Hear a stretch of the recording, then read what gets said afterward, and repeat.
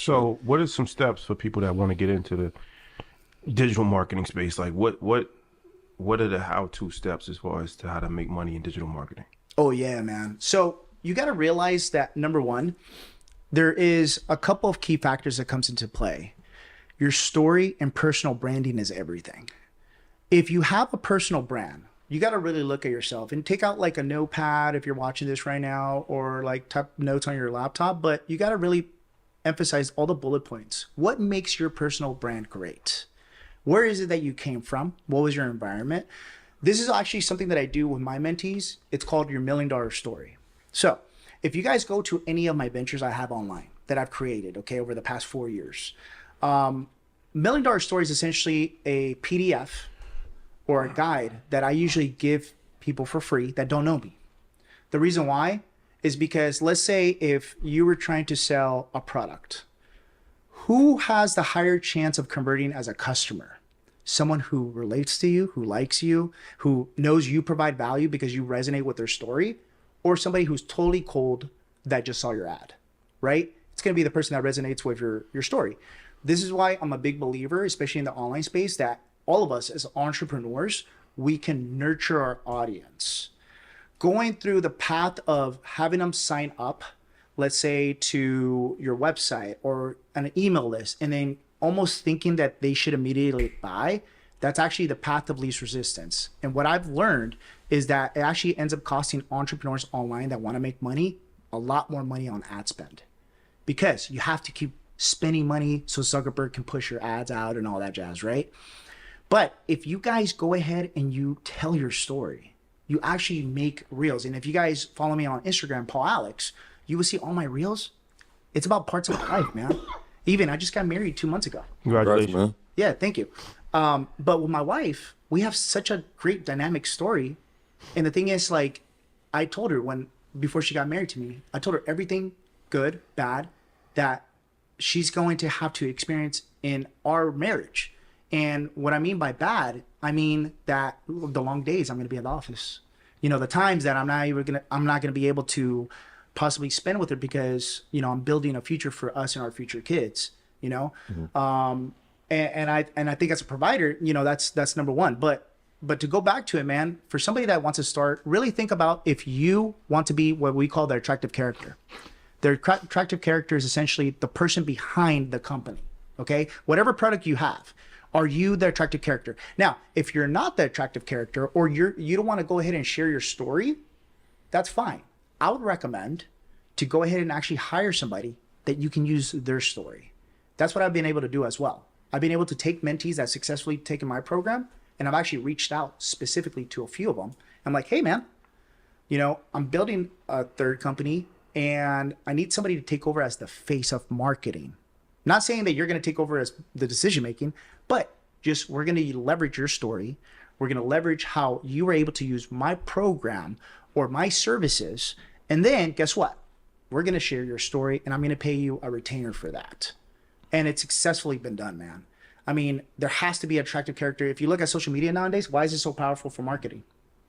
Because back then, I'm 36, but back then, guys, when I was in my teens, in my 20s, who were the companies that were able to afford billboards, news stations? We're talking about just the cost of marketing itself compared to nowadays, right? It makes the playing field leveled for the average person to go ahead and actually market their product. So if you want to save money in marketing your product, make sure that you create your $1 million story, meaning that you guys create a free asset, free digital asset that people can read. It could even be what we like calling a mini course, where people are able to see videos and you're explaining how you were able to come from point A to the success what people are looking at. From there, you're able to articulate what your product, what your item, what your service, what your program is, and you have a higher chance of converting your audience.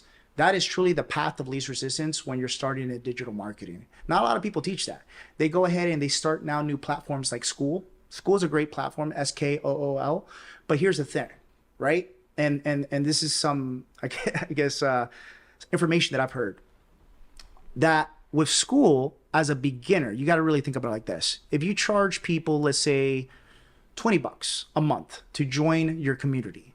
How many people are you going to need to make $20,000 a month to actually live from making a product like that? So when you really think about it, is that the path of least resistance? No. If anybody's looking into creating a program, the path of least resistance here is high ticket. High ticket is essentially 5K, but you have to add massive value in order to charge that. People have to want to be around you. Proximity, right? This is why people charge hundreds of thousands of dollars to spend time with them for a weekend, but you're getting massive value that can completely change your life. Me, myself, I've invested over $1 million in just my self-education, man. Not even college, self-education, because I'm a believer that if I'm around in the same room with people that are greater than me, okay, then I'm going to be able to pick up on what makes them great. And then I'm going to be able to add it to my bolt. I'm going to be able to use it, execute, and then that's going to convert into money. And most people don't think like that. They think it's a waste of time because they don't see the instant gratification anymore.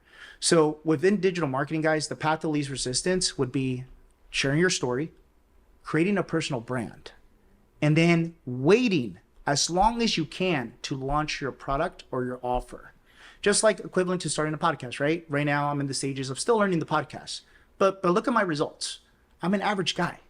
It's called the Level Up Podcast with Paul Alex. Here's the strategy that I do. I know you guys are going to love this because you guys do your thing. Let me take some notes, man. So there was a podcaster. He goes by Ryan Stewman. So roughly 7 years ago, he did 5-minute motivational just episodes, bro. 5 minutes. Think about that. What target audience are you trying to attract with that? People that don't have time, right? So I would listen to these motivational quotes when I would wake up first thing, because I believe in waking up with some motivational, powerful, affirmations. It's just how it's going to go ahead and it's going to allow you to actually be the best person that you can every single day. And the same thing when I go to sleep. I wanted to listen to positivity. I don't want to go to bed mad. I don't want to go to bed angry, worried, have anxiety. None of that, man. You have to go ahead and truly believe the words that you're absorbing every day. So when it comes down to it, I used to listen to this podcast and I was like, dude, it's so great. And then he ended it. And I'm like, why? It's what made him successful. It's what initially started him off to greatness. Like now the dude is a monster in business. Okay. So when I started this podcast back in March of this year in 2024, I was just like, all right, I'm ready.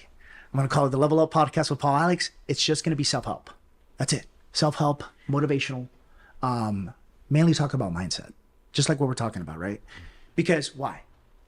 That is the number one needle mover behind any entrepreneur when it comes to any business.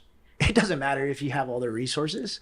How many times have you guys read of highly successful families and then the son or the daughter ends up going ahead broke? Even though they were set up for life, man, they had a silver spoon in their mouth. Why? Because it's their mindset. Everything comes back to mindset, man. You guys wouldn't be able to create all of the you guys created, being able to scale InvestFest the way it is, which was massive. You guys did a phenomenal job. Appreciate it. Within 4 years, because it's taken people like Live Nation, for example, years to get where you guys are at, right? But the reason why you guys been able to do that is because of your mindset.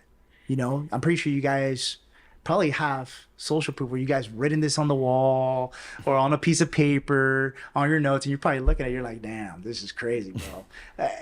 And man, me and my guys, we talk about that all the time. So my podcast, I keep it 5 minutes. I do Monday through Sunday. Guys, last 2 months, we reached 2 million listeners, and I'm number 2 in business. I'm number 56 on all categories right now. Congratulations. Congrats, man. Thanks, man. That's impressive. But it just shows you like the power of going ahead and taking a perfect action. Like I said, I don't know nothing about podcasts, guys. Like, and people are like, why is he saying that? He's embarrassing himself. No, I'm not. I'm being honest. As an entrepreneur, you're not going to know everything.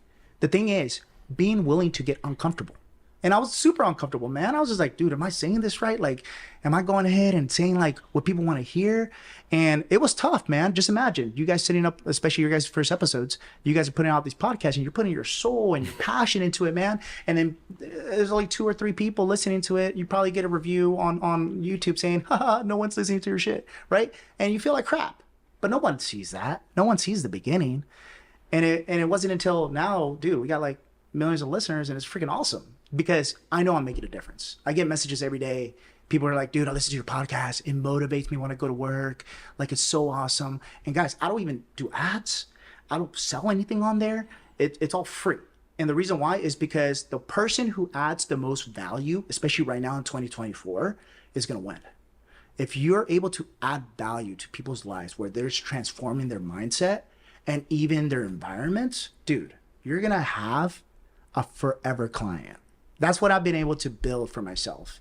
I've been able to help 4,000 clients throughout different niches, different small businesses, but clients that bought into the first business, they go ahead and buy into the second business and then the third business. And then they go ahead and they actually absorb everything else that you create. I mean, it's awesome, dude.